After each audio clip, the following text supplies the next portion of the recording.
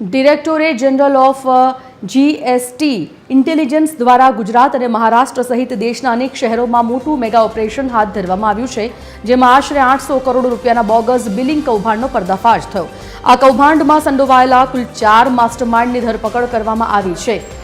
DGGI દ્વારા કરચોરીના 3 મોટા કેસોમાં તપાસ હાથ ધરવામાં આવી હતી, જેમાં એએચ એન્જિનિયરિંગના નામે 550 કરોડનું બોગસ બિલિંગ કરી અને કરચોરી આચરવામાં આવી હતી.